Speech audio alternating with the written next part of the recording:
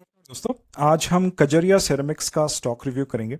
Right, इस company का एक थरो फंडामेंटल एनालिसिस करेंगे बिकॉज कजरिया सेरेमिक्स एक बहुत इंपॉर्टेंट कंपनी है। It's a microcosm of the building material space in India. Right, भले कजरिया सेरेमिक्स सेरेमिक्स बनाती है, विट्रीफाइड टाइल्स बनाती है, और इसका टॉप लाइन जो है 88% contribution to the top line comes from tiles.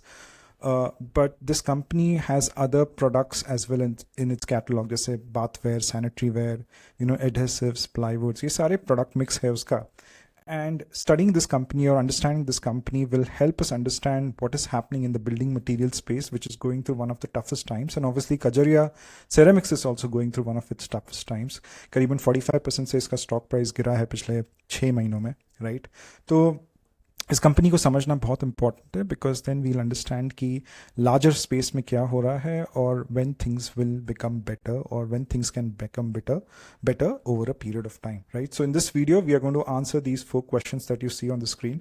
सबसे पहले तो ये जो 45% का क्रैश हुआ है स्टॉक प्राइस में पिछले 6 महीनों में, ये क्यों हुआ है? In spite of the fact that Kajaria ceramics is a market leader, it's like one of the most reputed company, it's a serious brand that we see. काफ़ी सारे एडवर्टाइजमेंट्स भी इसके दिखते, काफ़ी पुरानी कंपनी है, but the stock price crashed by 45%, right? If the stock price has crashed by 45%, when will the stock turn around? Because these are business cycles that we are talking about. अगर किसी भी sector का बुरा वक्त आता है तो फिर उसका अच्छा वक्त भी आता है, और अच्छा वक्त भी आएगा इस स्टॉक का या फिर सेक्टर का. So when is it going to be, when is it going to turn around? What are the green shoots around it? What would be the triggers of this turnaround is something which we'll see. And obviously there are 80 to 85,000 investors, retail investors, who have, I wouldn't say trapped in this stock, but who have invested in this stock. And obviously वो लोग चाहेंगे कि उनके जो भाव है, जो 1500 1400 जो भी भाव था जिस पे खरीदा था उन्होंने, the highs which the company made, those highs come back, right? तो मैं उसका स्टॉक प्राइस एक बार दिखा देता हूँ, उसका चार्ट दिखा देता हूँ. तो the stock was trading at 1500 levels 6 months back, and after in the last 6 months this has gone to around 900, which is a fall of around 45%, right? So we'll tackle with the first question first. Why did the stock price crash by 45%? तो इसका मुझे अगर simple answer देना पड़े तो इसके 2 कारण हैं. एक कारण ये है कि जो सेल्स ग्रोथ है वो धीमी हो गई, कमज़ोर हो गई, जिसकी वजह से सेल्स नहीं आए तो स्टॉक प्राइस गिर गया. और दूसरा जो है मार्जिन कंप्रेशन या मार्जिन कॉन्ट्रैक्शन इतना सीरियस हुआ पिछले 1 साल में, ऐसा कभी पहले हुआ नहीं था या फिर बहुत पहले हुआ था. तो मार्जिन कॉन्ट्रैक्शन की वजह से एक तरह से स्टॉक प्राइस है वो गिर गया. So combination of compounded sales growth not being sales growth, in fact being sales degrowth, and the fact that margin compression या margin contraction काफ़ी ज़्यादा हो गया. right? So the first reason, as we told, sales growth. अगर आप यहाँ पे details देखें तो अगर आप देखोगे पिछले 3 साल के compounded sales growth 18% है, but इस metric को मैं इतना critical नहीं मानता हूँ क्योंकि इसमें काफ़ी noise है. 18% captures the pent up demand which came up after COVID. So we'll not take this number very seriously. अगर आप पिछले 5 साल का सेल्स ग्रोथ देखोगे तो 9% है. This number is something which we can use as a benchmark. Is it a good sales growth? 9%? No, it's not a good sales growth. We normally analyze companies or we normally invest in companies which have 25% sales growth. ये कोई large cap company नहीं है जो 9% sales growth they, right? This is more of a small to mid cap company with a market capitalization of 14,000 crores. So 9% is not a great sales growth. जो tiles का volume growth है वो भी करीबन 8 to 9% है, तो इनका sales growth भी करीबन 9% है. बट अगर आप पिछले 4 क्वार्टर्स का सेल्स ग्रोथ देखोगे तो 3% है. ये तो काफ़ी बुरा है. This is below average sales growth that the company has given. Right? If you look at the compounded profit growth for the last 3 years, it's 10 years, not a great profit growth. In the last 5 years, again 12%, which is not a great profit growth. But पिछले 4 quarters का तो -18% है. I am not surprised that with these numbers in the last 4 quarters, the stock price corrected by 45%, right? तो जो ये sales growth है, कमज़ोर sales growth है या फिर कमज़ोर प्रॉफिट ग्रोथ है या कमज़ोर सेल्स ग्रोथ है, फ्रैंकली स्पीकिंग, डिमांड जो है वो कब इम्प्रूव होगा, कैसे इम्प्रूव होगा? अगर इतना ख़राब हुआ है तो वो क्यों ख़राब हुआ है, राइट? तो ये क्वेश्चन जब मैनेजमेंट को पूछा जाता है कि आपकी जो कंपनी है, it's an ancillary company to the larger real estate cycle, and real estate तो एक तरह से ऊपर जा रहा है, काफ़ी अच्छी बिक्री हो रही है रियल एस्टेट्स की, फ्लैट्स की, डेवलपर्स ना काफ़ी सही एक सिचुएशन में है अभी, रियल एस्टेट स्टॉक्स भी काफ़ी जूम अप हुए हैं. तो why is it that tiles, which is such a critical kind of an input material in apartments and flats, and real estate, why the sales of your company or your product have not picked up, right. तो management basically वही एक घिसा पिटा answer देता है पिछले 3 या 4 quarters में. अगर आप देखो उनके कॉन कॉल्स अगर आप देखोगे तो same thing that they say is that you know the demand has been sluggish, the economy is not been doing great, so we are just trying, we're pushing things from our end, and you know in the next couple of quarter things are going to kind of improve, right? But we cannot take all these answers at face value. Obviously the management knows the real problems. They sometimes decide not to share it with investors, but as investors and analysts we need to do some second level thinking to understand why these numbers are so poor if the end industry which kind of attracts demands to these products is kind of flourishing right now, right?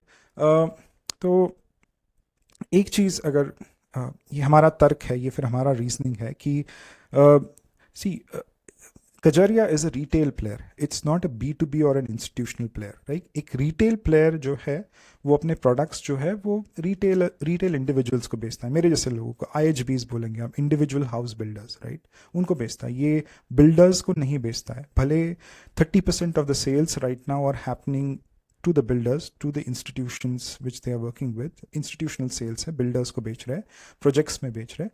But Kajaria always was and always wants to be a B2C player. It wants to be a retail brand.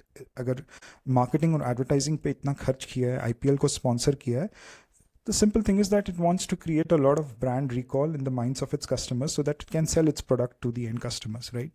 तो tiles कौन क्यों कब खरीदेगा, right? For example अगर मुझे tiles खरीदना हो तो मैं कब खरीदूंगा, राइट? एक, मैं तब खरीदूंगा जब मुझे अपना घर रेनोवेट करना है, तो डेफिनेटली मैं अपने कॉन्ट्रैक्टर को बोलूँगा कि मुझे कजरिया के ही टाइल्स चाहिए because I find Kajaria as a decent brand, right. एक चीज़.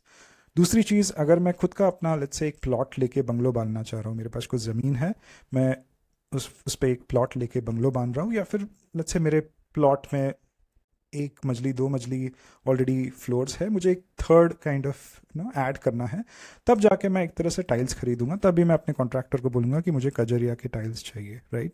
सो माई say in the process, my say in the buying of tiles और the brand that I want to select is very very important. And Kajaria being a retail player, retail brand, has kind of created some kind of a brand recall so that I would want to buy its products, right?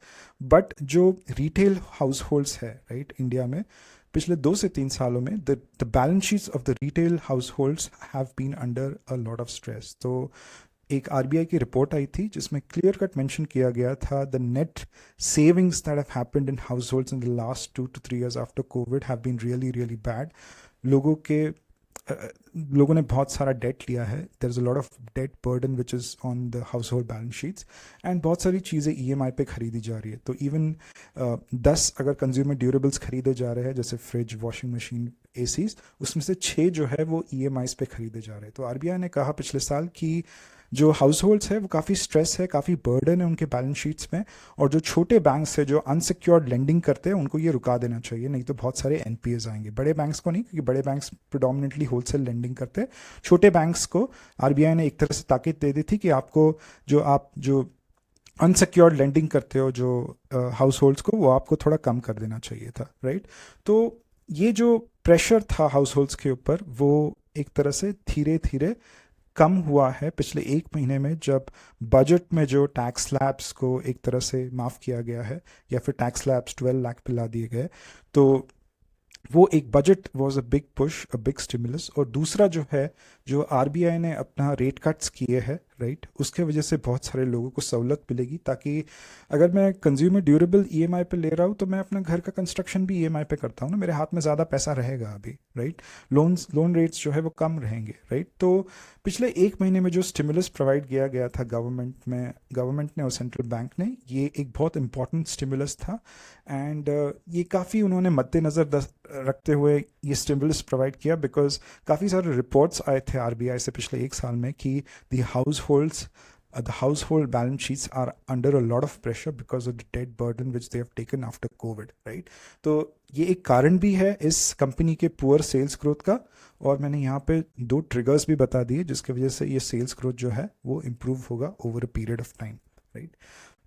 दूसरा जो एक important कारण है poor sales growth का for the last couple of years in spite of having a very good real estate upcycle is जो भी real estate बन रहा है, ज़्यादा जो real estate बन रहा है वो luxury real estate बन रहा है, वो mass real estate या mass housing नहीं बन रहा है, right? तो क्या हो रहा है कि लग्जरी रियल एस्टेट में जो भी टाइल्स या मार्बल्स लग रहे हैं वो इंपोर्ट होकर आ रहे हैं. These are Italian marbles which the developers are importing in spite of an import tariff. They are paying extra money to get premium products from outside the country. They are not using the marbles which are produced by Kajaria Ceramics or companies like Kajaria Ceramics which are very prominent in the domestic markets.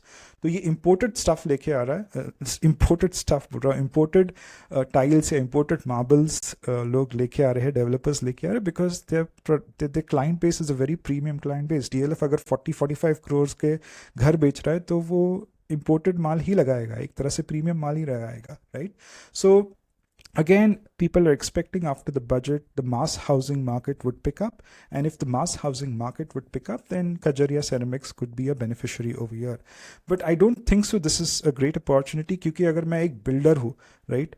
मेरे लिए सबसे important क्या होता है? मेरे लिए सबसे important होता है कोई क्लाइंट मुझे आके ये नहीं पूछने वाला है कि आपने जो मेरा फ्लैट बनाया उसमें आपने कजरिया सेरेमिक्स लगाया है कि नहीं, राइट? मेरे लिए सबसे इंपॉर्टेंट होता है कि कॉस्ट को किस तरह मैं कंट्रोल करूँ. और कोई भी अगर लोकल या रीजनल एक सेरेमिक्स मैन्युफैक्चरर है जो मुझे एक अच्छा प्राइस दे रहा है, जिसके साथ मैं एक अच्छा बार्गेन ये कर पा रहा हूँ, 3% 4% मार्जिन पे मैं अच्छे टाइल्स उठा पा रहा हूँ, तो मैं उससे लूँगा. मैं कजरिया सेरेमिक्स से एक ब्रांड से क्यों एक तरह से प्रोक्योर करूँगा. इनफैक्ट कजरिया सेरेमिक्स भी नहीं चाहती है कि वो इंस्टीट्यूशनल सेल्स करे या फिर बिल्डर्स को बेचे, क्योंकि उनके मार्जिन्स जो है उसकी वजह से काफ़ी ठुक जाते हैं, राइट? तो अगर कजरिया सेरेमिक्स का सेल्समैन गोदरेज प्रॉपर्टीज़ पे जाता है या गोदरेज प्रॉपर्टीज़ के ऑफिस में बैठता है और वो कहता है कि we want to sell at, let's say, 10% margin, Godrej will not allow that, because Godrej will just arm twist a player like Kajaria and say that if not you, someone else, right? तो B2B sales जो होते हैं उसमें काफ़ी कजरिया का loss है, right? Kajaria ceramics का loss है. But the company took on this strategy. तो 80% जो सेल्स होते थे 3-4 साल पहले वो रिटेल सेल्स होते थे, बट अभी जो 70% सेल्स हो रहे हैं वो रिटेल सेल्स हो रहे हैं. In other words 30% retail sales, 30% जो सेल्स है वो B2B सेल्स हो रहे हैं. 20% थे पहले, अब 30% हो रहे हैं. because the company did not see a lot of demand from the retail market, it had to keep its shop running, it had to keep its plant running. So that's why it got into B2B sales or projects, in spite knowing the fact कि margins पे बहुत ज़्यादा pressure आएगा. But you cannot shut shop. You have to keep your company running, right? तो जैसे these people will see green shoots in the retail sector with whatever activities or whatever stimulus that the government and the central bank had provided in the last 1 month, ये लोग पूरा अपना focus जो है वो B2B से निकाल के B2C पे एक तरह से लाके छोड़ेंगे, right? So when that would happen, the sales growth of the company will come back, right? So this is one reason. The second thing is that a lot of these building materials get exported to countries like Middle East and Europe and US. And जो वो Israel और Hamas का issue हुआ था, red सी crisis हो गया था, जिसकी वजह से फ्रेट रेट्स काफ़ी बढ़ गए थे. तो अगर आप देखेंगे ये सारा इनके ऑपरेटिंग प्रॉफिट मार्जिन्स में भी रिफ्लेक्ट होगा. I will explain the operating profit margins and the margins later on. But problem क्या होता है कि जब फ्रेट रेट्स बढ़ जाते हैं या फिर जो कंटेनर का इशू आता, so a lot of manufacturers and distributors in India will not able to kind of export their stuff to other countries because of the inavailability of containers. तो आप सामान भेज रहे हो तो आपको कंटेनर में डाल के भेजना पड़ेगा, बट वो कंटेनर अवेलेबल नहीं थे, जिसकी वजह से ना बहुत सारे कंटेनर्स का जुगाड़ करना पड़ा या फिर फ्रेट रेट्स महंगे हो गए. तो you pass on the cost to the end customer. तो एंड कस्टमर बोलता है कि यार इतना अगर महंगा आ रहा है तो फिर मैं रुका ही देता हूँ, ये थोड़ी तो कोई बहुत इंपॉर्टेंट स्टेपल प्रोडक्ट है, ये एक डिस्क्रिशनरी प्रोडक्ट है, तो हम थोड़ा आराम से खरीदेंगे, अभी नहीं खरीदेंगे. उसकी वजह से डिमांड एक तरह से ठुक जाता है, राइट? तो ये जो कंटेनर का इशू है या फिर ये रेड सी का इशू है, क्राइसिस जो हुआ था इसराइल और हमास, जिस पे एक तरह से अभी टेम्पररी एक पॉज हुआ है, ये थोड़ा कम हुए हैं, जिसकी वजह से मुझे लगता है कि demand will pick up in the international or the export markets as well. So the exports by value terms fell by 16%. तो 4,000 करोड़ के exports नहीं हुए. तो 4,000 करोड़ का माल जो है वो इंडिया में ही अटक गया एक तरह से, और इसलिए डिमांड एक तरह से पिकअप नहीं हुआ. और सेल्स ग्रोथ पिछले अगर 1 साल का आप देखो तो 3% पे ही अटका हुआ है, राइट? तो these are some of the things which will improve in the next 6 to 8 months as time goes by in the domestic market as well as in the international market, right? Talking about the margins over here, if you see the margins for the last 10 years, आप अगर इसका average काटोगे तो it comes to around 16%. But if you see the margins in the last 3 quarters or 2 quarters, it comes 18%. तो margin contraction बहुत बहुत serious हुआ है यहाँ पे, right? If you look at the last 2 or 3 quarters, it's coming at 13%. और इसके भी कारण काफ़ी कुछ सिमिलर है, राइट? एक तो जैसे मैंने कहा जो फ्रेट रेट्स का एक्स्ट्रा जो कॉस्ट है, फ्यूल कॉस्ट फ्रेट रेट का, उसके वजह से कंपनी ने certain amount it passed on to the end customers, certain amount it had to digest by itself, तो वहाँ पे कहीं ना कहीं ऑपरेटिंग प्रॉफिट मार्जिन्स ठुक गए. सेकेंड जो इम्पोर्टेंट एकदम सबसे इम्पोर्टेंट चीज़ जो है वो है कि जब कोविड का लॉकडाउन खुले तो demand for all these products went up and people thought that real estate cycle is going to the next level. तो बहुत सारे जो मैन्युफैक्चरर्स है टाइल्स के उन्होंने एक्स्ट्रा कैपेसिटीज डाल दी, right? So tile manufacturing is a very competitive space, बहुत फ्रैगमेंटेड है, ऑर्गेनाइज अनऑर्गेनाइज प्लेयर्स बहुत ज़्यादा है, बहुत रीजनल है, बहुत लोकल है. तो बहुत सारे प्लेयर्स ने एक्स्ट्रा कैपेसिटीज़ डाल दी और वो कैपेसिटीज़ डाल दी और डिमांड उस तरह से पिकअप नहीं हुआ जिस तरह से पिकअप होना था, एक्सपोर्ट्स उस तरह से नहीं हुए जिस तरह से होने थे. तो एक तरह से ओवर सप्लाई हो गई और अगर ओवर सप्लाई हो जाती है तो आपको डिस्काउंट पे फिर माल निकालना पड़ता है और अगर आपको डिस्काउंट पे माल निकालना पड़ता है तो आपका जो मेट्रिक सबसे ज़्यादा हिट होता है वो है ऑपरेटिंग प्रॉफिट मार्जिन. तो उसके वजह से अगर आप देखोगे पिछले 2-3 क्वार्टर्स में ऑपरेटिंग प्रॉफिट मार्जिन इस कंपनी के इतनी बुरी तरीके से हिट हुए हैं. एक और छोटा सा इवेंट हुआ था, इनका एक जो सैनिटरी प्लांट है उसमें कुछ लॉसेस हो गए थे जो कि टेम्प्रेरी है, which is going to get fixed in the next quarter or two, right? So margin pressures जो है वो कुछ वक्त तक रहेंगे, सेल्स प्रेशर जो है वो ज़्यादा वक्त तक नहीं रहेगा. सो will the stock rebound from its current level? Obviously the stock will rebound from its current level. It's a very good company, it's a market leader, right? Why I say it's a very good company because if you look at the balance, तो जब एक downturn आता है, right, एक downturn आता है तो downturn जब आता है, डाउनटर्न से फिर अपटर्न आता है तो क्या होते हैं, क्या 2 से 3 चीज़ें होती है. एक चीज़ होती है जो स्मॉलर प्लेयर्स रहते हैं वो पूरे कंसोलिडेट हो जाते हैं क्योंकि सेल्स ही नहीं हो रहे.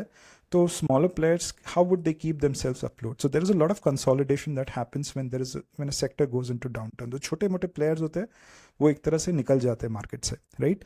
दूसरा जो चीज़ होती है वो ये होती है कि जब ये छोटे प्लेयर्स निकल जाते हैं तो मार्केट शेयर जो है वो मार्केट लीडर लेता है. तो एक कजरिया जैसी कंपनी जो है वो मार्केट एक तरह से मार्केट शेयर लेगी. तीसरी चीज़ जो सबसे क्रिटिकल होती है एक मार्केट लीडर के लिए specially in a downturn is to keep the balance sheet in check. तो अगर आप कजरिया के रिटर्न रेशियोज देखोगे, these are some really good return ratios. 5 years ROE ROC company का 21% है, 17% है. इसका मतलब अगर ROC is nothing but if the management is invested 100 rupees in its business, it has got returns of around 21 rupees year on year. Even if you see the last year ROC, it's 21%.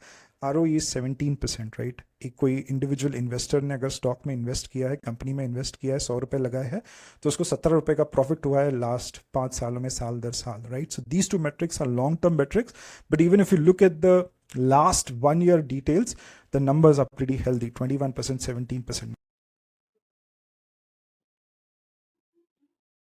तो ये balance sheet भी अगर आप देखोगे तो काफ़ी spick and span balance sheet है. तो ज़्यादा कुछ डेट नहीं है बैलेंस शीट पे, राइट? शॉर्ट टर्म डेट भी ज़्यादा नहीं है, 97 करोड़ का शॉर्ट टर्म डेट है.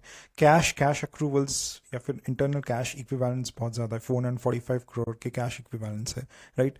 रिसीवेबल हो गई थी बट उसको फिर कंट्रोल कर लिया गया, 106 डेज इन्वेंट्री डेज है, राइट? तो अगर आप बैलेंस शीट देखें इस कंपनी की, एकदम क्लीन बैलेंस शीट है, ये एक मार्केट लीडर की बैलेंस शीट है. और जैसे ये साइकिल टर्न होगा, this victorious own kind of sector, right? So I hope these 4 questions got answered in this video, right? Why did the stock price crash by 45%? When will the stock turn around? What would be the triggers of this turnaround? मैंने triggers के बारे में बात की थी. And definitely the investors which are kind of invested in this stock will see the previous highs as time passes by, right? So this was a brief about Kajaria Ceramics. Hope you liked the analysis. If you have, please like and share it, and please share this analysis and this video with people who have invested in Kajaria Ceramics, because nowadays people are very, very anxious about their stocks and their investments. So I hope this analysis would be helpful to them. This is not a stock recommendation. Please do your own research when you invest in the stock market, guys. Please do take care. Thank you very much for